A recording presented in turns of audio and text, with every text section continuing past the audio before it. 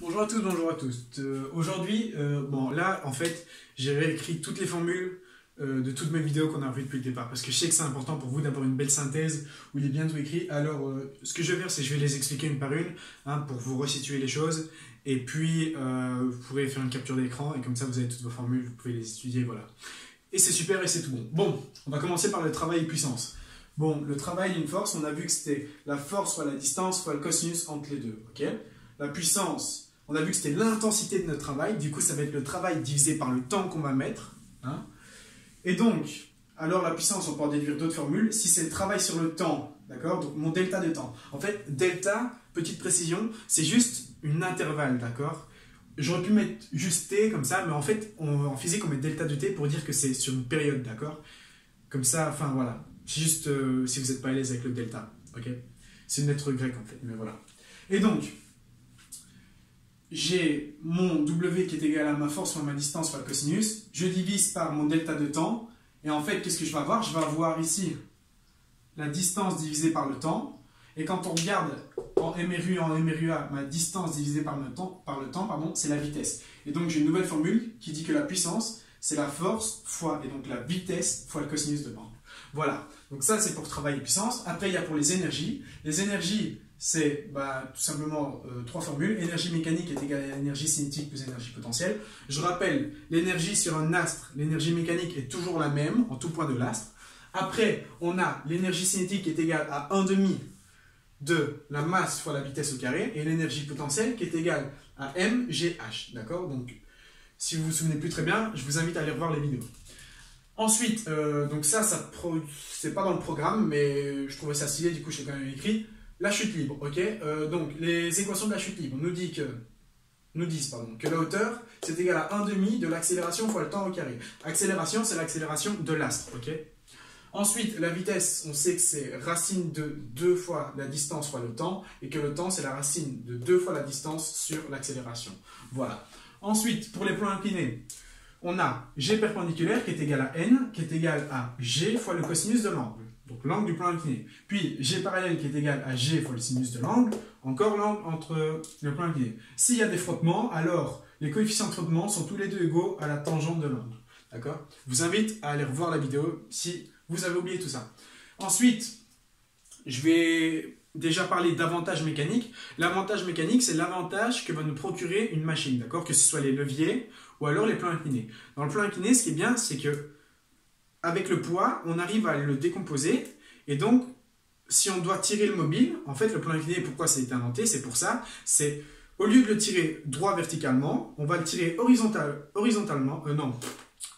obliquement, voilà, et en fait, lorsqu'on va le tirer, ok, la distance sera plus grande, mais la force à appliquer, ça va être G fois le sinus, et du coup, l'effort à fournir est beaucoup plus, moins intensif, enfin voilà. Donc c'est ça le but du plan incliné en fait, c'est de gagner encore pour moins tirer, d'accord? Et donc la formule de l'avantage mécanique, ça va être donc l'énergie fournie par ce qu'on doit faire, divisé par l'énergie fournie par la machine, d'accord? Donc en d'autres termes, nous on doit soulever le poids, mais on arrive à le soulever avec le G parallèle tout simplement, et donc G divisé par G parallèle, G parallèle, c'est G fois le sin. Si je mets égal G divisé par G fois le sinus de l'angle, alors les G vont se simplifier et il va me rester 1 sur le sinus. Du coup, l'avantage mécanique dans le plan incliné, c'est 1 sur le sinus. Voilà.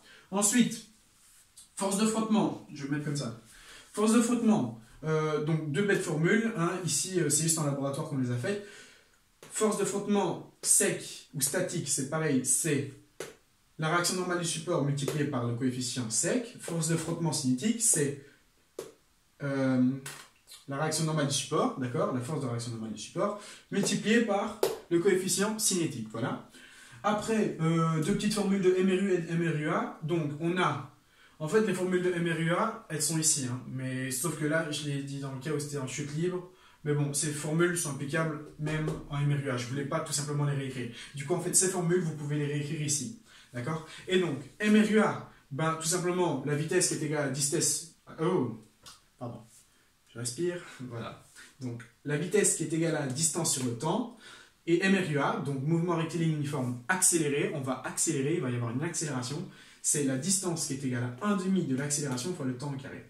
Voilà. Ensuite, les moments de force. Les moments de force, on a vu que le moment résultant, bah, c'était la somme de tous les moments de force. Et on a vu que le moment d'une force, c'était plus ou moins la force fois le bras de levier fois le sinus entre la force et le bras de levier. Donc, si vous vous souvenez bien, le moment de force, c'était quoi? Donc, j'ai un point, j'ai mon bras de levier, j'ai ma force, et donc mon sinus, c'est cet angle-ci. Ma force, elle est là, et mon bras de levier, il est ici. D'accord? Et pourquoi plus ou moins la force? Parce que la force, elle peut aller soit vers le haut, soit vers le bas. Quand elle ira vers le bas, on dira que la force est négative, et quand il ira vers le haut, on dira qu'elle est positive. Il faut voir ça comme un sens horloger. Dans le sens horloger, c'est négatif, et dans le sens anti-horloger, c'est positif. Voilà, voilà. Et puis, pour finir, les leviers, on a vu que Fm fois Lm est égal à Fr fois Lm, d'accord? Donc, la force motrice fois la longueur du bras de levier, donc pour la force motrice, est égale à la force résistante multipliée par la longueur du bras de levier pour la résistance, d'accord?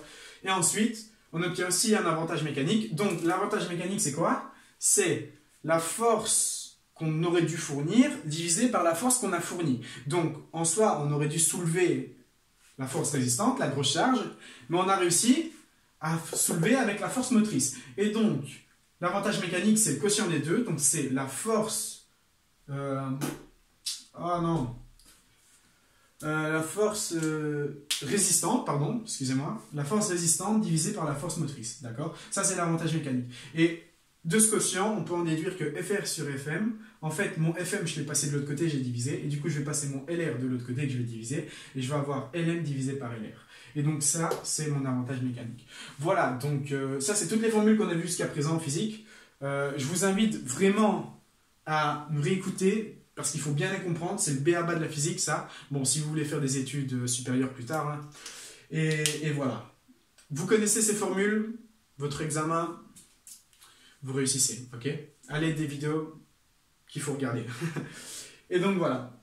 Bon, bah, je vous invite à prendre une capture d'écran et à mettre la vidéo en pause, et moi je vous dis à très bientôt.